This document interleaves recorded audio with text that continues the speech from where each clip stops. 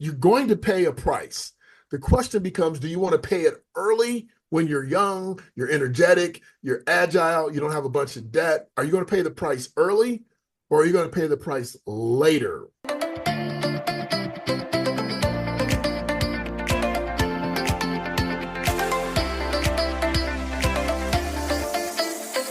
This is By Joey Joanne Season 2. I'm your host, Joanne Chan, and every Wednesday we bring you inspiring stories, powerful message, and fun conversations with me and my special guests and friends, and it's my personal mission to empower you to live and lead a life with joy. This podcast is for you if you're looking for more joy, courage, passion, and purpose in your life. Now let's dive into today's episode and get ready to laugh, learn, and live your life to the fullest. Joining us today is a financial expert, performance coach, author, and speaker with over 30 years of experience. In 2019, he published the 24K Life Code, The Only Difference Between Mediocrity and Greatness. And this book guides others step by step to deliver their personal best and live the results they deserve. 24K Life is a community of high achievers and entrepreneurs, and the community's intent is to create a thriving environment of accountability and excellence, resulting in personal and business profits. It has been on CBS, NBC, ABC, and Fox News, and has delivered 2 TEDx talks sharing with millions of people on making money, growing money, and keeping it.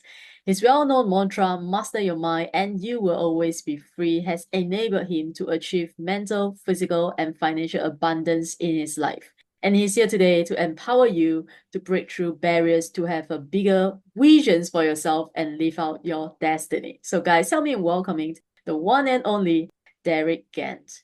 Thank you so much, Joanne. I appreciate it. You never hear your own intro, but when you hear it, you're like, "Wow, I'm kind of important." Like, who is that guy, right? Who is that guy? Yeah, like wow, okay, I like him. Yeah, so the first place that I want to start with you is your mantra. It's so powerful and thought-provoking. And in fact, that's what grabbed my attention when I look at your profile. So how can we master our mind? First of all, the mantra is something that no one ever wants to hear. And basically, that is this: if you're not physically fit, if you're not financially in the right space, if you're unhappy, it's because your mind is not right. And for most of us, we can't take anyone else telling us your head's messed up. And so, the reality is that the things that we run from is the exact thing that we should be running to. And basically, that simply says master your mind, and you will have everything else that you want, which is happiness, freedom, joy. So, how do you do that? You have to be honest with yourself and you have to take a look at where you are. So, as a money coach, I often will ask a client, if I were in control of managing your money for the last 5 years. So I'm your money guy. If I was in control of managing your money for the last 5 years, would you give me a raise? Would you fire me? Or would you say, look, I really hope that you can do a little bit better the next 5 years? And so when they answer that question, well, based on my real life, Derick, the last 5 years, you'd get fired. Then, okay, you should fire yourself, okay, and start over. You need to start over and figure out what you're doing wrong, what you could do better, and master your own habits. You obviously have bad spending habits, or you have people around you that you're allowing to use you as a resource when you don't have enough resources. But there is something wrong in your mindset that's coming to fruition, coming to reality in your real life. So if you master yourself just one step at a time, $1 at a time, one diet or one meal at a time, one step at a time for your fitness. If you just master the very next step, so master just one thing, and then the next thing, you will become a master of yourself. I love that. That's so powerful. Now it's all about, okay, being honest with yourself. Where are you right now? Whether it's your fitness, your relationship, your business, your finance, right? Where are you right now? So since you are the money guy, the money coach, what is the best way to start investing? Well, the very best way to start investing is to make sure that you're not living check to check, that you're not in financial trouble right now. So, most people, most of us want to get into investing because we think it's sexy. We think that's the way that we're going to be free. But what happens is that you should never invest any money that you might need in the next 3 to 5 years. So what that means is that if you started investing and your finances are in a mess or you have a bunch of debt.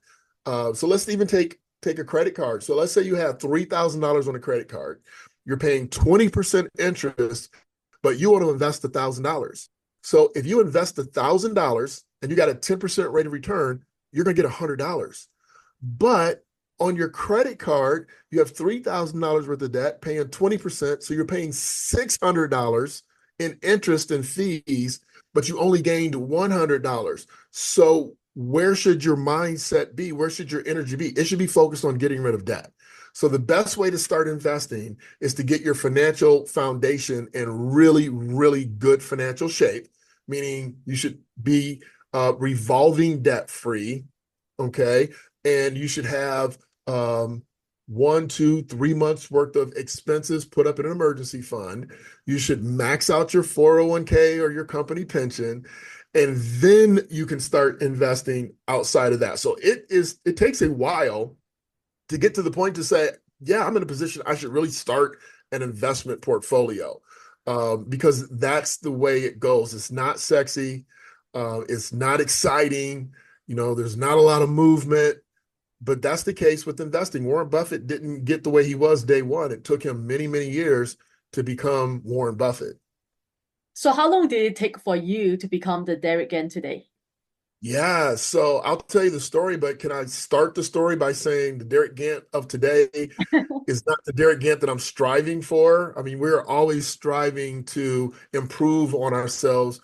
And let's not get it twisted. Mastering yourself, you'll never get to the point to where you've mastered yourself, because 58-year-old Derick can't do what 24-year-old Derick used to do. And therefore, I have to find a new way to not be average, not be mediocre. You're constantly learning and adjusting to who you are. But what I would share with you and your audience is that, I started off in a lower middle class family. I didn't really realize we didn't have a lot until I got around people who had a lot.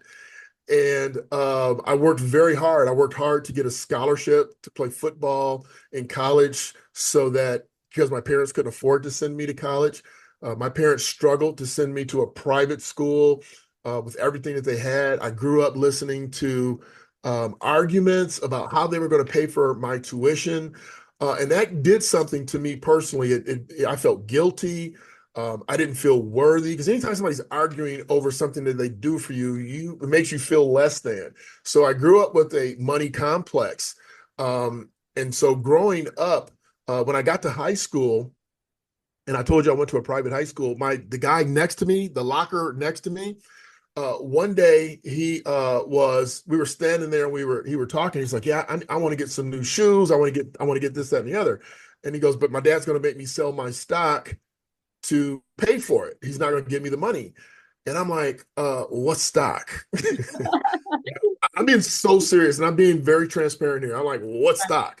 And he goes, oh, like you own company and you own investments in a company like Coca-Cola or Dial soap or something. And I'm like, oh, and I just let it go. I still didn't know what he was talking about. And so I always stuck with me that he owned something himself that gave him the power to make the decisions if he was going to purchase some shoes or anything else.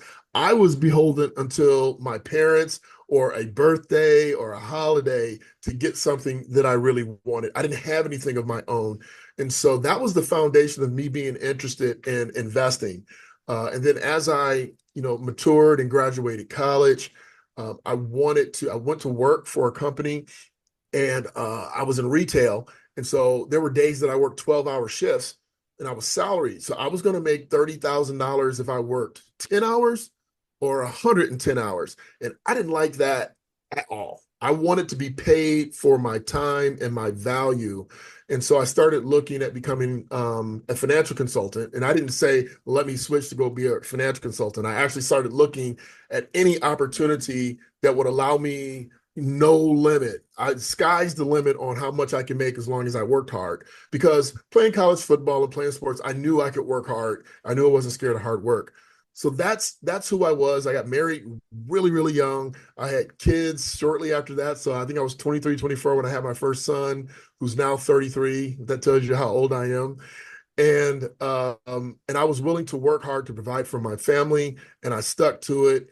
And I really worked and grinded hard, and I stayed focused. That's one thing that I will add. I stayed focused. I got lots of offers. When you sell financial services, life insurance, investments, those type of things, then people come to you and they want you to sell everything. Hey, you can sell this multi-level marketing thing. You can sell this. You sell insurance, you can sell anything. So I got lots of offers to do different things, but I always stuck with what I was passionate about, what I was good at, and what I liked. And so, along the way, I maintained the fitness because of the college sports. I just maintained that routine. Um, I was very aware. I know this is a long ass answer, but yeah, I was aware that black men died before everybody. Black men died before white men, white women, black women, kids, dogs, cats, insects. We died before everybody. So I started looking at my nutrition. I stopped eating fried foods. And so I was always aware, and I can be honest, selfishly, because I wanted to be healthy. I wanted to look good. I wanted to have money. I wanted to have great relationships. And so because I wanted these things, I had to figure out myself how to make these things happen on a consistent basis, because I didn't have that as a role model. My dad worked really hard, so he's a great role model for that. But I didn't have any of the other things in my life as role models. My dad ate fried food every day, or at least every time my mom put it in front of him. And so my dad, he died at 83. It's like I don't want to die at 83. I don't want to have kidney disease. I don't want to be diabetic. I don't want to. So I took it upon myself to start mastering these things, which is really myself, because I'm in control of what I put in my mouth. I'm in control if I take my ass to the gym. I'm in control if I spend money or save money. And so I started to master myself. And so that's the journey of Derick Gant. So it's such a beautiful story. Thank you so much for sharing. Now I have so many questions. The thing is, you talk about finance, you talk about fitness, right? And Mhm. at the end of the day, it's all about mastering yourself, becoming the best version of yourself. So it can be just by hearing you talk about it, to be very honest, I feel a little overwhelmed. Like, oh my God, Yeah, there are so many things I need to yeah, do. I have to take care of this, I have to take care of this, I have to fix my relationship, go to the gym and take care of my finance, like just overwhelmed, right? yeah. I So know, I get it. for people Yeah. who are listening, like, okay, what is the first step? Like, where do we start, Yeah, my answer is varied, but it's going to be crystal clear. So, what I would say to you is, if you're young, and I personally consider young being under 35 and not married. So, if you're 30 and you're married, different answer. But let's just say if you're young, so 30 or younger, and you're not married, then I think that you should start with the thing that's bothering you most. And that kind of goes for everything. But let's say you're going to start with the thing that's bothering you most. You're tired of being broke, or you got student loan debt, or you have a lot of credit card debt. Then start with your finances. If your money's okay and you're out of shape, then start focusing on the very next meal, and focus on saying, I'm just going to work out 10 minutes a day or 15 minutes a day, and then build on that. So if you're young, start with the biggest problem and attack that problem. That's where you start. If you're not that person, let's say, so we have the young, we have everybody else, then Yes. you have to, time is not our friend. You don't have time to say, well, I'm just going to start with this I'm going to start with my money while my relationship's falling apart, or I'm unhealthy, so I'm going to start with my health, but I'm broke. You don't have the time or the luxury of saying, I'm just going to do this one thing. So for those people, what I recommend, number one, and I'm not here pushing books, but I would say grab the book, because inside the book, I don't talk about how I was able to be this amazing person and here's my journey. You should do what I did. I don't talk about that. What I talk about is, if you want to get in shape, here's step one. If you want to get your money right, here's step one. If you want to get your relationships right, here's step one. If you want to get your so we just talk about step one, and Joanne, it's easy to take step one in a multitude of areas. So most of the time, step one in all of those areas is, let's say, your relationship. Okay, what is the next thing that I'm going to say to my partner, my spouse, my person, the next time we talk? Hmm. What's the next thing I'm going to say? Am I going to be an asshole? Am I going to be mean? Am I going to be nice? Am I going to be considerate? Am I going to be grace? What am I going to do? Who am I going to present in that next conversation? And if you always think about the next conversation, you're on the right track. When it comes to your money, okay, what is the next thing I absolutely have to spend my money on? Because we can't worry about paying debts off if we don't have any money. So we need to stop spending and be Right. very judicious on where my next dollar is going. And then once you do that, you're going to have more dollars. And now you can decide with these more dollars, I can start paying off some debt. I can start adding to my savings, and we can get into those details. But you asked me about how do you get started. When it comes to your fitness, you know what? 85% of you being fit is on your plate. Okay. You can say, I want to run to the gym. You can say, I'm going to go outside. You can say, I'm going to do push ups. But the real truth of the matter is that 85% of your health is on the end of your fork. So why don't you just take a look at the next thing that you're going to eat? Hmm. Is it going to be donuts? Is it going to be a boiled egg? Is it going to be some fresh fruit? What's the next thing you're going to eat? Is it going to be a cheeseburger with bacon and Swiss cheddar and, mayo? What's the next? So if you just take a look at all the first or the very next things and you continue, if I want to lose 50 pounds, I don't worry about the 50. I just worry about the one next pound. Right. It's easy to focus on just the next 1 pound. And as long as I don't go backwards, I'm okay. So if I just keep making very small, really good decisions, then that's how you get started.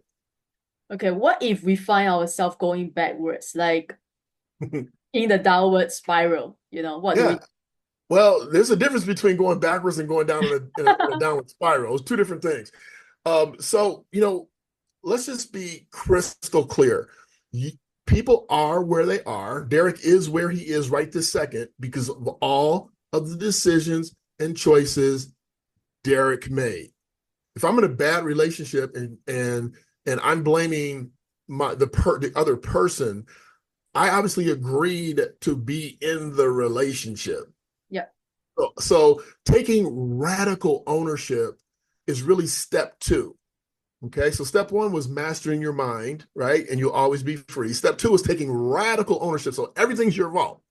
So if you are going backwards, you have to ask yourself, do I really want to be better?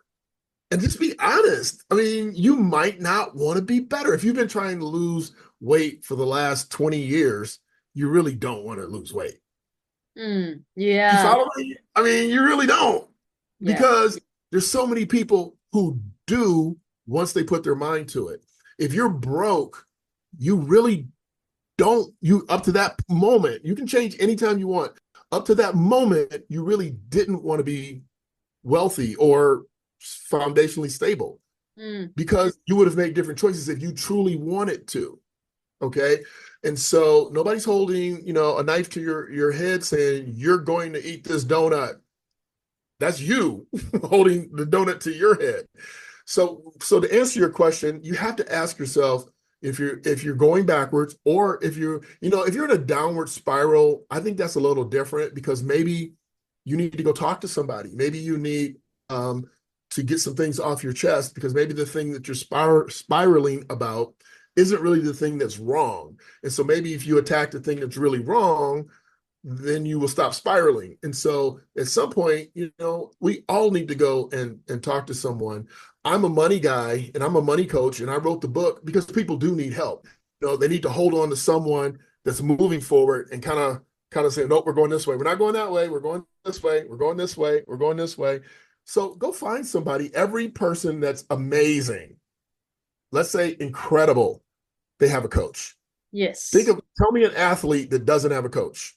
If it's tennis, if it's golf, if it's football, if it's basketball, whatever it is, they have a coach, right? Every person has a mentor or a coach that showed them the way. So go find somebody and get some help. Yeah. And find the person who is already where you want to be in life, in business, Yeah. in love, Yeah. right? Don't find that person that's talking about it. Find somebody who's actually done it and they're doing it. Yes. Great point, Joanne. Yeah, thank you. So, okay, so let's come back to investing because, um, Mhm. why do you think so many people, what is really the biggest challenge or fear or limiting belief around investing for majority of people out there? Yeah. No, that's a great question. I'm glad you decided to circle back. So most people think investing is for the rich, and that's not Mhm. true. Most people think investing is complicated, and that's not true. And so let's answer your question that you originally asked is like, let's just assume that somebody is ready. They've done all those things earlier that I said need to happen before you invest, and you're really ready. The first thing that I would suggest is for you to look around your environment and take a look at the things that you've purchased and you really like. So I really like my Apple Watch. I really like my MacBook. I really like my iPhone. Okay, I think they're great products. And so maybe I should take a look at Apple and start doing some homework on Apple as a company, as an investment, and then take a look at my friends in the community and say, who else is using Apple? Um, how well is Apple doing? Because if you pay attention and all of a sudden the next Apple Watch you buy is a piece of shit, or your phone starts to act crazy, then you go, well, wait a minute, maybe it's time for me to get rid of my Apple stock because they're producing poor quality products now. So now that gives you an idea when they produce great quality products, man, I should buy this stock. If they start changing, or if they start maybe developing cars and stop putting their attention and their energy into things that we know consumers really like, because we don't want to compete with Ford or Lexus or Toyota. We don't. I mean, Apple's not in the car business, so they start doing things that aren't like them. Maybe it's time to get out of that. If I like Hershey's chocolate, maybe I should start. Maybe I like Coca-Cola over Pepsi, and I really like Coca-Cola, and all my friends like Coca-Cola, and Mhm. so maybe we start looking at Coca-Cola stock. So start looking at your environment because it's easier to follow things that you're interested in Right. versus trying to figure out what oil company's doing great. Or so start there. And I would say you want to start by putting $1,000, every time you accumulate another $1,000, start putting that into one of these stock positions, start reading about them, learning about them, put the alert on your computer or your phone so that every day you can see the stock price and you can kind of start to begin to learn what market news, like if Mhm. the president says something crazy and the stocks tumble, you'll start to learn what makes stocks go up, what makes stocks go down, and like even in the pandemic, what companies did really well during the pandemic, Zoom right? did really well. Yeah. Zoom went nuts, right? Yes. So so did Peloton, right? During the pandemic, you buy, and then all of a sudden, everybody's back to normal, and you sell because Peloton's bought too many bikes. So that's how you play that game and getting started.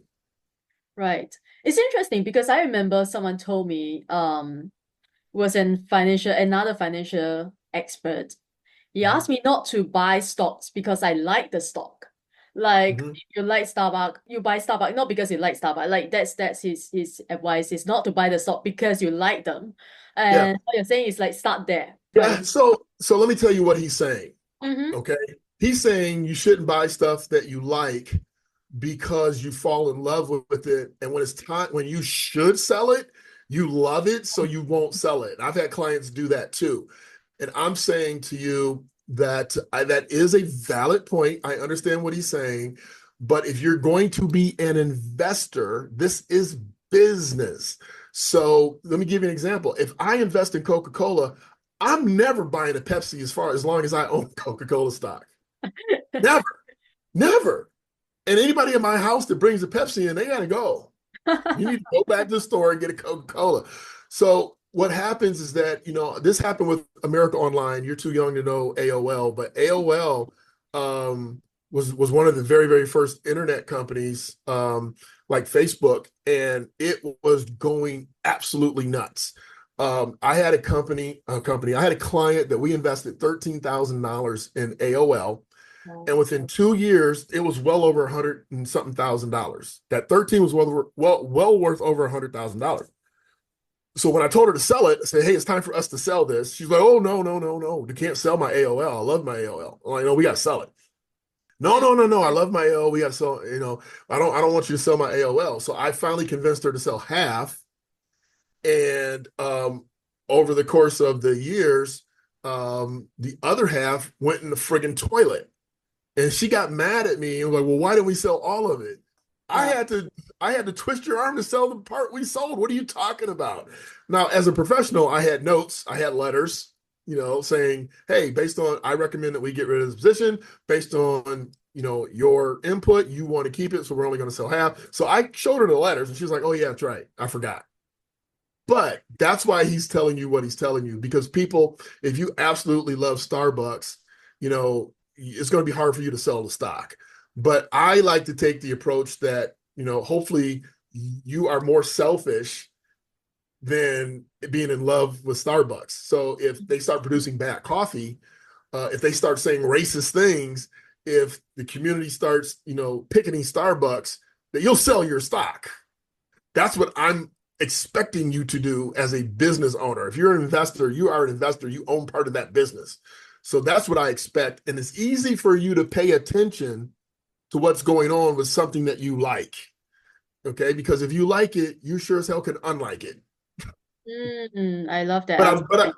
but I wanted you to understand that he's not crazy. He's not ignorant. He's just telling you from that I position. see. And I'm saying if you're getting started, it's easier for you to pay attention to the things you like. If you go to Starbucks every day, and that's what you do, and all of a sudden your caramel macchiato is crappy after 7 years of going to Starbucks, and you say, "Okay, well, it's just a one-time thing," and you go back and it's crappy, and you go, "No, I can't be." And you go to a different Starbucks and it's crappy, you go, "Something's wrong. Maybe I should sell my stock." Right? Because before everybody else catches on, the Starbucks switched where they're getting their beans from, and now the coffee's crappy. Yeah, So you get out before everybody else figures out that Starbucks, something's wrong with Starbucks.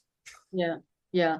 So how do we take, because I know emotions is one of the things that is messing us up, when it comes to investing, right, or trading. How do we take emotions out of the equation so that we can we can make, sound decision when it comes to investing Yeah. or trading? Well, let me start by saying that the reason why people like myself exist is because most people can't take emotions out of it. So they hire somebody who can. Okay. So let's start with that. So if you can't control your emotions, you need to hire someone. That's the simple answer. If Hmm. you are really serious about it and you really want to do your own thing, then I would say this is not going to be the answer you were expecting, but I would say you have to really, really decide, I really, really love me more than anything else. So you got to be totally selfish. You're in this for me. I'm in this for myself. And when you do that, you're going to always ask yourself, is this good for me? Right? So we're using Starbucks, but let's say gasoline. I'm getting my gas from Sunoco, I'm getting my gas from Sunoco, and all of a sudden my car starts acting funny, and I figure out it's the gas. But I own Sunoco stock. Sun Oil is what, I own Sun Oil stock. And then I go to a different Sunoco and my car's still acting crazy. And I go to a different Sunoco. So all of a sudden it's Sun Oil. Hmm. I love my car's health and I love my financial health more than I love Standard Oil. So I got to sell Standard Oil. So you got to be selfish. And I Right. know that golden rule is to, do unto others and love your neighbor. I'm just saying, love yourself first and foremost and mostly, and your investments will go right because you're going to be thinking about how it's affecting you and your wallet. Okay. I This know it's makes not. I know it's not the answer you wanted, but it's true. yeah. I think okay. Right. Think about us first. Okay. Maybe for some. Okay. So when you say hire someone, so what exactly how do you help people? Do you like manage a portfolio when people Mhm. work you? What does it look like? Yeah, so for my career, that's exactly what I do. I People retire and they say, "Hey, I've accumulated $2 million inside of my 401k plan at work and my pension, and I have no idea how to manage $2 million. Will you manage it for me and make sure I don't lose money? Yes, that's what I do. I don't, I'm not taking new clients. And so what I do now is what we're doing. I teach people what they should be doing Okay. so that they can get to the $2 million, number one. But what I do is I teach people how to do it themselves. So I'm a money coach. So I'm going to teach you and coach you through making great decisions until you own the habit. And once you own the habit, you don't need me as a coach any longer. And so that's what it is that I do. If somebody wanted to hire, I'm just going to be totally transparent with you and your audience. If you want to hire an investment advisor like myself, real money managers, their minimum portfolio is probably 50. I know guaranteed. I don't take less than 100, and I'm not even taking clients anymore at all. But $100,000 to get in the game. I mean, that's the price of admission. Because you have to think about it. If somebody like myself does this for a livelihood, and somebody comes to me and says, "Hey, I want to put $1,000 a month away, and I get paid a money management fee. I get paid 1%. I can't afford to manage your account. It costs me more to print. It costs me more to print your applications to open an account for you than you're going to pay me in commissions for the year." So if you really wanted to start to learn, it's a great place to learn by putting $100 a month away, $500 a month away, $1,000 a month away, and hiring a money coach to show you how to do what you do, doing your homework if you have time to do that. And people hire me because they don't have time to do the homework, Yep. right? Or they need an accountability partner. Like, nope, we're not. You said you wanted to save $10,000. You can't go on a cruise for 6,000 and save 10,000 in the same time period. So what do you want to do? You want to go on a cruise, or you want to save the 10? If you want to go on a cruise, you don't need me. So let's just fire me because you keep making dumbass decisions. That's the way I talk to my clients. Right. But what if people argue that, okay, Derek, I still want to enjoy life, it's Yeah. come on. Should we delay gratification so that when we achieve our financial success, then we can enjoy life, or, you know, what should we do? You already know the answer to that, but I appreciate you asking for everyone else. We live in an instant gratification society, and what has that gotten us? It's gotten us broke. It has us fat. It has the highest divorce rate ever. So instant gratification is bullshit. So yes, you should delay gratification. You should plan. So I'm not suggesting to you, I used to be really hard and say you can't do anything until you hit your goal. But I don't do that anymore because we do need to enjoy life along the way. There is a happy medium. And so, in that scenario, what I would tell the client is, hey, we're on track for saving $10,000 in the time period of the goal. So let's say I want to save 10,000 in the course of a year. So I'm saving $800 a month. At the end of the year, I'm going to have $10,000. If you can find another $500 a month to put towards this $6,000 trip, then I'm all for it. But understand, you're not taking the money out of the $10,000 account. You're not taking 6,000 out of the 10 to go on a trip. That's not what we're going to do and be successful. So you have to make a real decision. And that's what people do not do, Joanne. Yep. And that's why they are miserable. Okay. This is exactly why they're miserable. I'm going to send you this little video. It might be 10 seconds because it shows a guy that in life, okay, that's going up this hill. Okay, he's going up the hill, so struggle early, and then he slides down the rest of the life having fun and being happy. Okay. Mhm. And then on the other side, they show a guy that's taking it easy and he's sliding down first, and then he has to walk up. Okay. And that guy never gets over the hill because it is more difficult. You're going to pay a price. The question becomes, do you want to pay it early when you're young, you're energetic, you're agile, you don't have a bunch of debt? Are you going to pay the price early, or are you going to pay the price later, having put kids through college and buying your house and trying to get out of debt, and now you're 45 or 50, just now being able to save money? You're never going to get to be able to enjoy the quality of life had you paid the price earlier, stayed out of debt, start saving your money, put good money habits into place. You're never going to have a better life than if you started then. So people can understand it because the Yeah, picture is worth 1,000 words, right? So when they see it, they're like, yeah, I don't want to be that guy. I don't want to be yeah, that girl. yeah, exactly.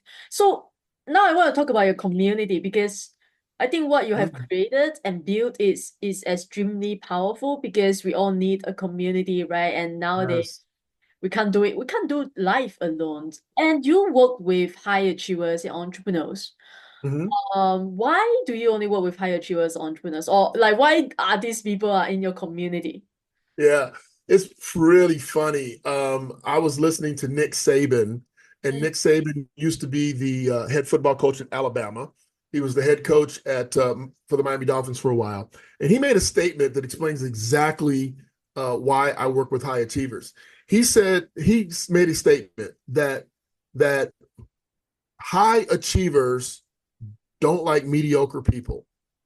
it's true. Mediocre people do not like high achievers.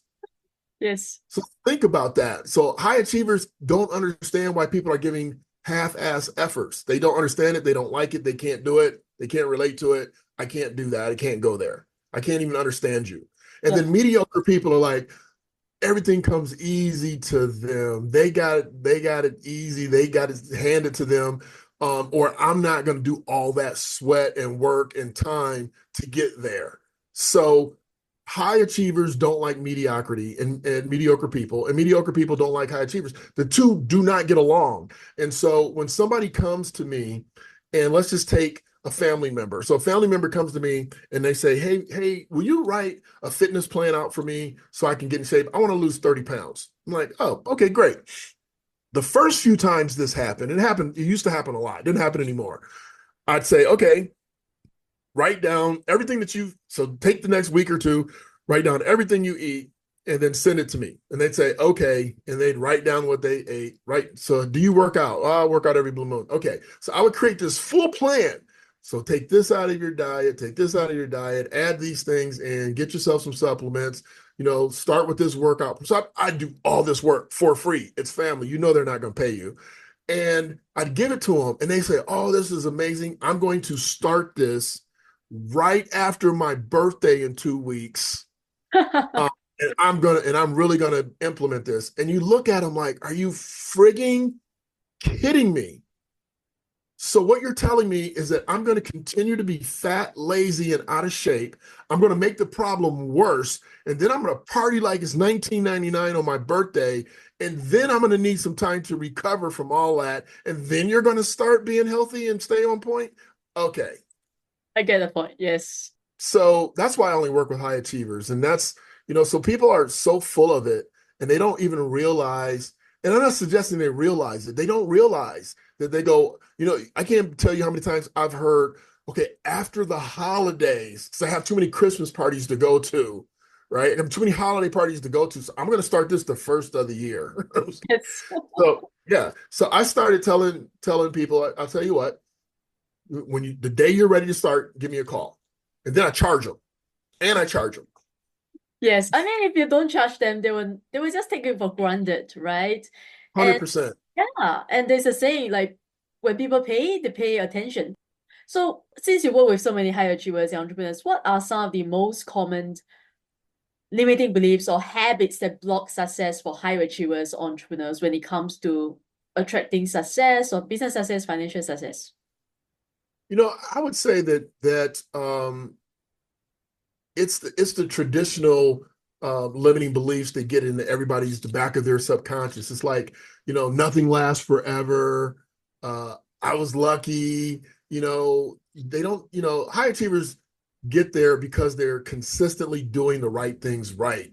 And so what happens is that at some point a person can become complacent. Even with me in my fitness, I don't do it most places, but sometimes in fitness, if I have a goal to get to a certain position, I Mm. get there and you're there for a year and you're like, I got this. And then I'm only gonna splurge on this and I'll get back in the gym next week. And then you look up and you're 25 pounds heavier, right? Because you're not taking it the same focus and then so you get complacent.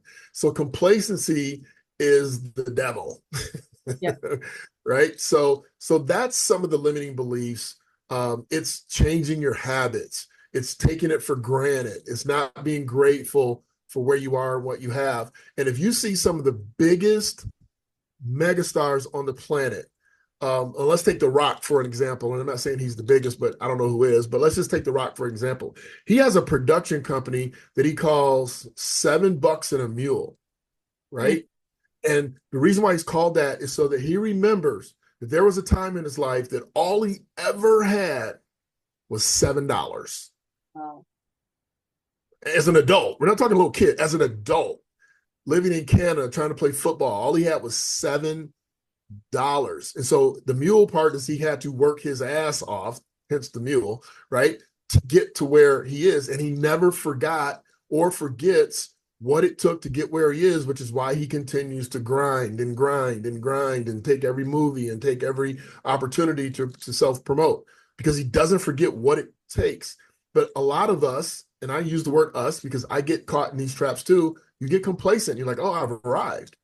Let's just be honest. There's no destination. I mean, there is no spot where you go, there's no destination that says, I made it.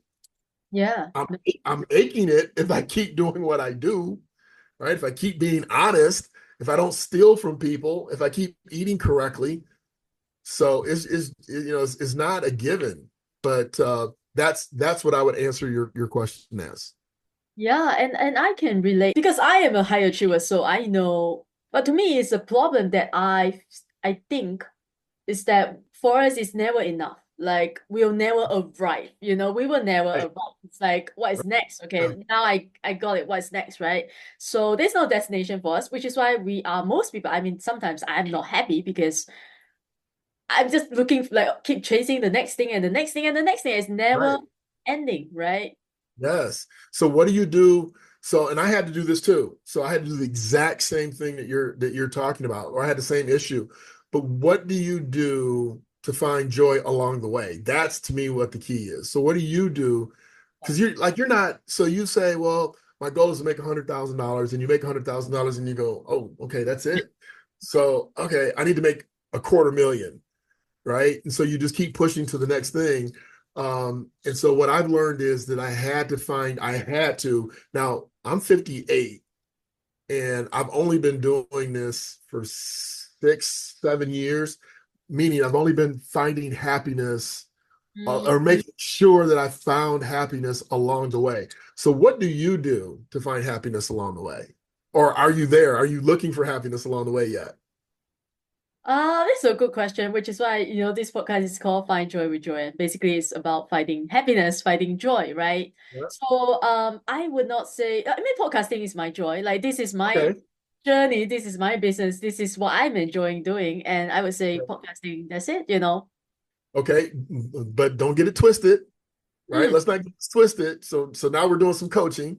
sure. So I would go visit my mom. My sister lived in Texas. I live in Ohio. And I would go visit my mom in Texas. And I would sit at my sister's dining room table and I'd be working because I love talking about money. I love helping people with their money. I mean, I love it. So it's like it does make me happy.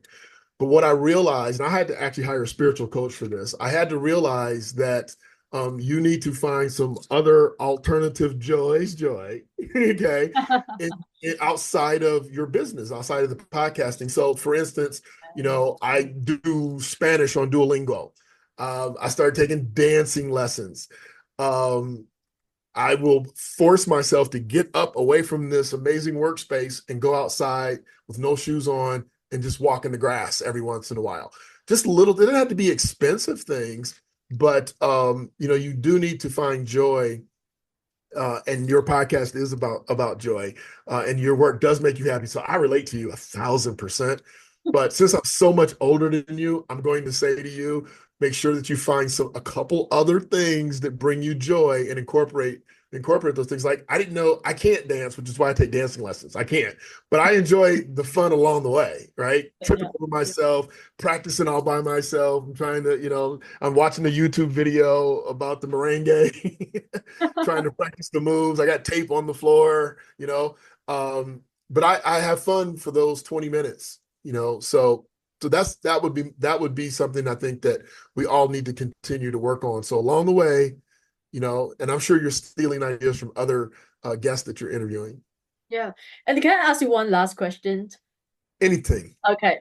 Because, this is just like a summary of everything that we talk about. Because, Okay. yes, you talk about finding out alternative joy, and which is Mhm. outside of what you do, your business, your work, right? Which is what we Right. love doing. Um, and and going back to what you talked earlier about delaying gratification, right? Right. So I had a problem again. I think not just me. I talked to so many people. We all share the same issues, which is we have to hustle. Like Mhm. now, I can't. Again, I can't enjoy life, which is what you said, right? We have to Right. delay. So to me, it's like I have to hustle. I have to work on my business. Like the moment I wake up, it's all about that, and Right. I cannot rest. I cannot take breaks. I cannot go on holidays. So, which is why that's all I do, and it becomes my joy. Just imagine that your personality, right? I'm a type A personality. Um, if you were stuck in the hospital for 7 days, Mm. think if you're stuck in the hospital for 7 days, you are going to go bonkers. Okay. You are going to go nuts in the hospital because you can't do anything in the hospital. Nope. No, you got your phone, but no iPads, no computers, no podcast microphones. You're just stuck. That has happened to me. Wow. Okay. So my answer to that is you need energy to produce high quality content, right? You need energy. You are going to burn yourself out. And if you don't take those breaks, at some point, your body is going to say, screw you, I'm out. Even if it's only for 3 days or for seven Mm. days, it's going to say, screw you, I'm out. You're going to run your immune system down. You're going to be susceptible to whatever ailment is out there, and it's going to force you. Life has a way of forcing us into circumstances. And so, because I'm so much older than you, you take your uncle's advice, or I don't know how old you are, but I could be your dad. I don't know. Yes, you could Um, be. Okay. So, life is going to will force you. So I'm not suggesting I'm a hustle dude too. I work on a fee now and I get consulting fees now, but in the beginning it was just all commission, right? So I guess consulting fees are kind of commission too. So I was hustling. I had wife and two kids, a house note and car payments. I was hustling. But what I didn't realize is that I might be able to hustle for 10, 11 years, but when life comes a calling and it shuts you down, it's number one, scary. Number two, it messes up your cash flow because you don't come out of the hospital after 7 days and immediately start cash flowing the next day. You got to gear back up. Okay. So by making sure you get to the gym, by making sure you take mental breaks, by doing, having breathing techniques that you might do, or taking a yoga class, by isolating yourself in a quiet moment to get clarity. Because see, when we do what we do, we don't really get real clarity from God or the universe, whatever you call it. You're just thinking and you're pushing and you're getting advice from this friend, you're getting advice from this guest, but you need to know for yourself. And so having 20 minutes of quiet time, making sure that you get 20 or 30 minutes of exercise, that you're moving your body and because you need energy. I need to be energized to show up because that energy is coming through the microphone, it's coming through the camera. If I didn't, I would be like, yeah, Joanne, you're okay. It'll be fine. You don't believe me. You Yeah. don't believe me if I don't have this energy, this Yep. vitality of life. And I only have vitality of life because I balance my life. And I don't believe in balance. There's no such thing as balance. It's I'm grinding, but I need to squeeze in this other stuff along the way so that I can continue to do my grind. Mm. So the first thing to do is to stop telling yourself, "Oh, I can't sleep well at night." Right? Because once you tell yourself, "Dude, I sleep amazing." Maybe I sleep shitty, but I'm telling myself I sleep amazing. I get a solid 6 every night. And at some point, if you do the work that I'm talking about, your subconscious will catch on and find a way for you to get 6 hours in. Maybe you don't sleep great, but maybe you should take a power nap in the middle of the day, regardless of what life society tells you. And in America, they say, oh my God, you take naps. Oh my God, that's just, oh my, you're so lazy. But in Europe, right? And in Mexico, everywhere else in the world, they take a siesta. Not us. We're going to kill ourselves along to getting wealthy, right? And that's not the way to go. It's not. So the answer is easy. If you love yourself, you're going to put your oxygen mask on first, as they say in the airplane, and then you're going to help somebody else. And Yeah. so your oxygen mask is making sure that you eat right, making sure that you take mental breaks, make sure that you walk away. You don't have to join, you don't have to spend $6,000 on a cruise, right? But you need to take a break. You need to take a 20-minute break, a half-hour break. And if you can't do it, schedule it like your life dependent on it. Schedule 2 breaks in the course of your day. Have a time that you will refuse to look at your email. So 7 o'clock at night, I refuse to look at emails after 7 o'clock, right? I refuse. Mm. Now, I might take a phone call because somebody might be wanting to pay me a whole lot of money, but I'm not looking at any email. So I shut that down. I stopped looking at computer screens because of the blue light, right? There's things that you can do to help yourself go to sleep. I'm eating healthier. I'm eating healthier snacks because I don't take time to stop and really, really have a healthy meal because I don't cook because I don't go to the grocery store. Okay, well, I'm gonna at least have healthy snacks, right? I'm gonna have some vegetables and some fruits. So it's not hard. We just say it's hard. And grind away, girl, grind away. Just make sure that you know that in order for you to be at the absolute best 24K Joanne that you can, Okay. that Yeah. you need to eat right. You need to get your body moved. I don't care if you have to wake up a half hour earlier. Do what you got to do, like your life depended on it. You should be on the treadmill walking, saying, I need to do this so I can pop off this next podcast like a queen. Yeah, absolutely. Which is why I am enjoying this so much because of your energy. Absolutely. If the interview's 15, 20 minutes, yeah, Yeah. I had enough of you. Yes, exactly. I was like, so yeah, thank you so much. I'm not gonna take too much of your time, but we Oh, you're always end. welcome. You're gonna love this part because we always end with our final 5 rapid fire questions. All right, let's go. All right. Now the first question is, what is one thing you wish you knew earlier? The one thing I wish I knew earlier is that I am in total control and I need to put myself first. And it may sound so like bullshit. It's not. I just wish I owned that energy when I was 24. Is that why you call yourself 24K? Like, is that how it came from? No, 24K, you're Okay. out of rapid fire. You're out of rapid fire, but I'm gonna answer Yeah. you real quick. 24K life and 24K is about gold. Since the beginning of time, everybody wanted gold. Gold was the most valuable thing that you could exchange even to today, right? So what I want people to understand is that the way you get gold is that you have to put it under intense, immense heat. And you have to get it so hot that the lead comes out, the iron comes out, the copper comes out, and you're left with just pure gold. And pure gold is the most valuable thing that there is. So if a person is willing to do the work, go through the bullshit, delay gratification, do everything that they can to master themselves, they will be formulating themselves into pure gold. And anytime you are pure gold, society will pay for your value. So your goal should be the absolute best podcaster on the planet. Love that. I love that part. It's gonna be the little video that I got from this. The snippet, yeah. But I mean, but think about it. The book's not about the 24K is not about getting wealth, it's about being wealth. I'm it. They paid Dak Prescott $240 million to throw a ball. Joanne, what you're doing is so much more powerful than some dude putting on a helmet and throwing a ball. Oh yeah. You're changing lives like crazy by introducing all of the world to different concepts about how to improve themselves. That's worth innumerable amounts of money. So you are the gold. I wear this little thing, I'll send you one. It says, be the gold. Oh my God, I love it. Yes, It thank says, you. be the gold. You Yeah. are the gold. You're Yeah. 24K. You just Yay! got to Okay. work at it, though. You got to work at it. You got to polish it up. You got to get rid of the bullshit. You got to Yeah. make sure you're breathing and you're taking time to nourish your body. Yeah. That's part of the treatment, Joanne. Thanks Yeah, for go ahead. coaching. Thanks for coaching. Yeah, but we digress, right? We digress. Rapid fire, number Yes, 2. okay. All right. Now, if you could relive one day of your life, which day would it be?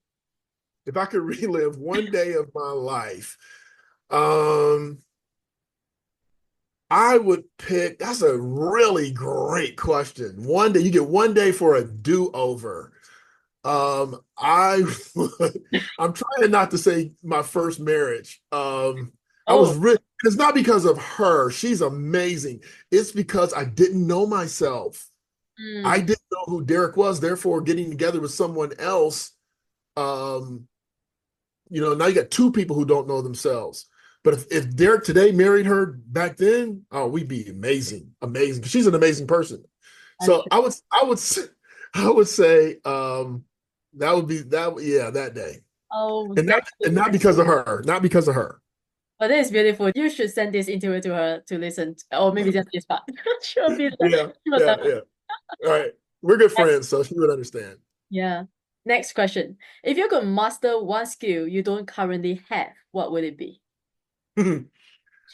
um, I would master the skill of um neuro linguistic language, NLP. Yeah. Okay. So basically, that for people who don't know what that is, it's the art of communication. Mm, Um, because if you can master the art of communication, you can help people understand how what you do can help them change their lives. yeah. And so most people would say, "Oh, you're talking people into stuff they don't need or don't want." And there's a lot of people stealing from people, but good people, you want good people to talk you into doing great things. Yeah. So that's the skill I would master, NLP. NLP. All right. And the next question, I specifically picked this for you because I have a list of questions, but I picked this for you. If you could instantly solve one world problem, what would it be? Hate. I wouldn't say I would teach people to love. It would be not to hate. Yep. Yep. Hate just blinds us from so many amazing things that we could learn from each other, that we could do with each other. And I'm glad that you picked that question for me. And hopefully, people can understand my answer. No, I picked that question because I was expecting another answer, which is like you would just give everyone $1 million check or something. I thought Yeah, that would be the answer, you know? yeah. No, I get it, Because you and are I the money coach. Yeah. nope, I understand that, and that's that.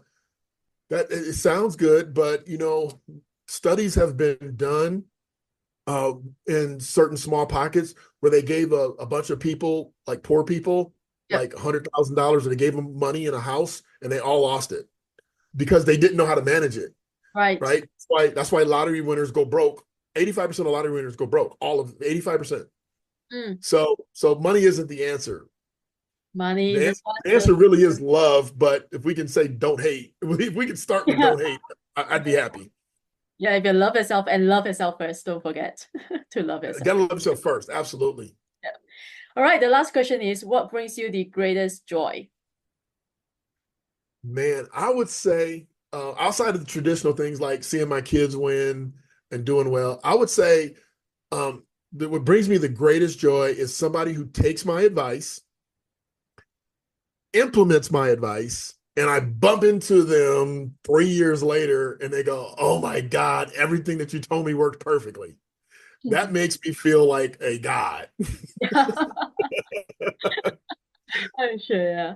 Yeah. All right, now tell my people where to find you, where to connect with you, how do they join your community and things like Mhm. that.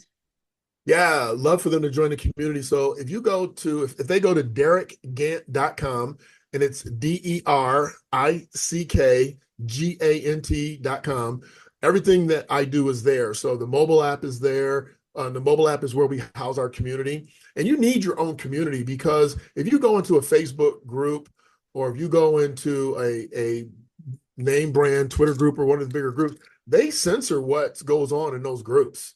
They tell you what you can and cannot talk about. I've had a Facebook group banned, and all we ever talked about was how to improve yourself, and they banned it. I don't know. So I created my own community. It's private.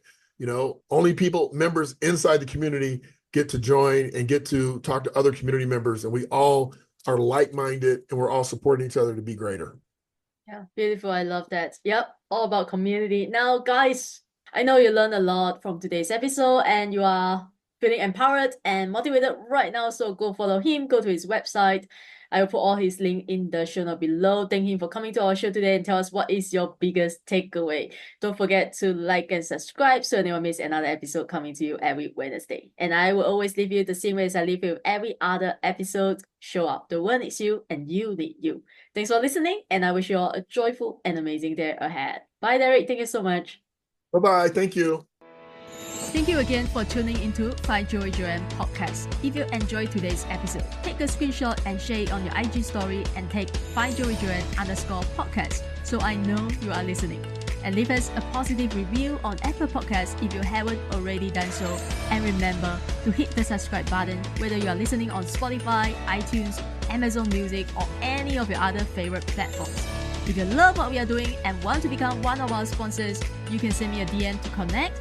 And thanks for being here. I will see you soon in the next episode.